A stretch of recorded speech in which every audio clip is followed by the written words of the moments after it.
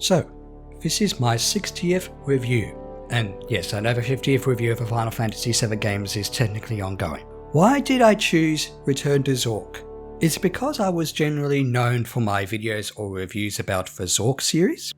Very likely, but it is also for another reason. As of this recording, a project I'm working on is the Top 25 Games Showcase, where people are listing and or talking about their favourite games. It surely is about the idea that no matter how obscure or underrated or old or even less deserving of praising a game is, it is okay to consider such a game a favourite. Return to Zork is the first Zork game I ever played, and as such has a lot of nostalgia riding on it.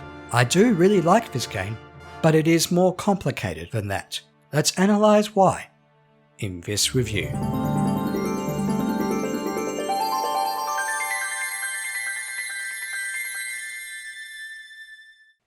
Return to Zork is the first game in the Zork series to feature graphics instead of being a text-only adventure, and it preceded the release of Myst by a few months. The plot is somehow vague and simple at the same time. At the infamous White House, you realise you're a sweepstakes winner, where you get to go to the Valley of the Sparrows in Zork on holiday. Only upon arrival do you realise that there is danger everywhere. The environments aren't exactly lush and green, buildings have mysteriously disappeared, and an evil being of magic has invaded people's dreams while they sleep.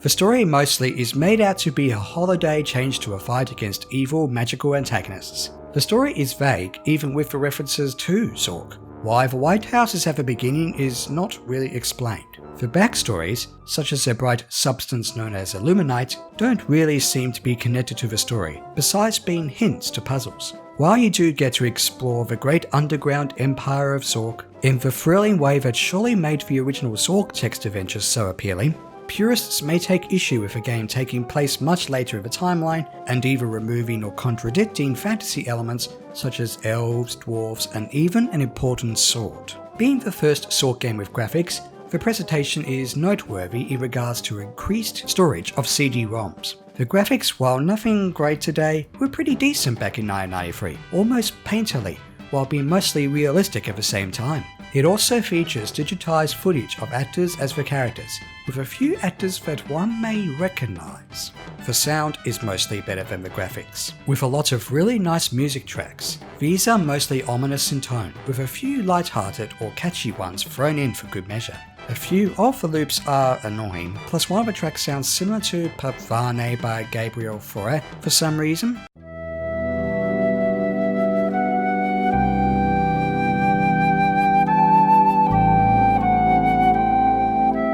What is nice is that the game's CD allows you to listen to much of the music, including a radio in a hotel room you visit during the adventure. On that level, it can be somewhat hard to say exactly what tone Return to Zork is aiming for. The original Zork adventures weren't without their goofy humour, and that is featured here. There is almost a little too much of it to the point of surrealism or even absurdism, but it's hard to not find some of it funny or especially cheesy. While the production values are mostly sound, the gameplay isn't to an extent. First of all, it consists of you navigating from a first-person perspective, where you move a mouse pointer around on screen to interact with characters and items, or click on the screen when an arrow is visible to move from one area to another, whether it's forward, backwards, or turning around. You use the right click to open your inventory. It is easy to get to grips with. It is also easy to notice the amount of freedom in this game. When you click on something or use one item with another, you usually have quite a variety of options. With a rock at the beginning, you can pick it up, throw it, examine it. The options are almost endless. Even the conversations with characters generally allow you to adjust the mood of the conversation, or ask about a lot of things, including your items, places you've been to, or even previous conversations that you happen to store on a tape recorder. With this freedom, however, comes several serious design flaws. You can actually make the game impossible to win. Where other adventure games, namely the LucasArts adventure games like the Monkey Island and Day of the Tentacle games, to name a few, will usually prevent you from doing something such as burning an item with a box of matches, you can do that in Return to Zork and not get the item back. If you also resort to stealing an item or unnecessarily hurting or killing a character, a guardian will come along and steal all your items. Actions such as this will force you to load a saved game or even restart from the beginning. This game is notable for a certain item, well, a bonding plant, in the first screen of the game that is needed much later in the game. There are a variety of ways you can actually get this item, and if you do it wrong, puzzle cannot be solved later on, potentially forcing the player to restart the whole game. And speaking of puzzles, well, a lot of them are almost impossible to figure out. A number of puzzle solutions are hinted at in a filing cabinet in the first town of the game, and there are actually a few good puzzles, but otherwise, it is unfortunately trial and error that will see you to victory. Trial and error can, of course, lead to you dying, which you can do a lot in this game.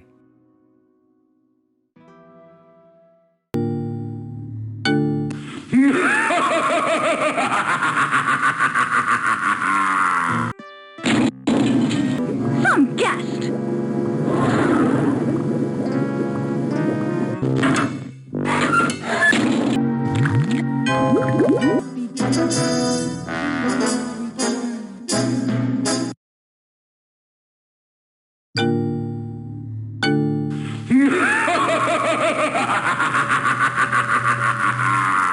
Much of the puzzles can be done in almost any order, though you will need certain items at certain times and for certain characters. Puzzles don't have multiple solutions, as was probably intended during development. Whether it comes to slide puzzles, mazes, and more, you will have to figure things out or die trying. It can be hard to tell how to progress in this game. There is a score system, which is optional, and even then, a number of mundane actions have to be accomplished to get points. There is a puzzle that involves putting soap into a sink, and there is a point to put it in your inventory? You're not expected to do that, just drop it into the sink. And even then, the game doesn't necessarily make it clear what the main quest in the game is, which essentially amounts to finding pieces for an important object, all for the fight against evil. Considering all of these flaws, what exactly is good about Return to Zork then? Is it just a nostalgia trip where children just struggled with exploring the world of Zork? Is it memorable for a funny piracy issue where you had to answer a quiz of the game using the game's manual and other goodies? Do people just quote the game? Hey, I've been talking a long time. I sense movement. I need a new battery.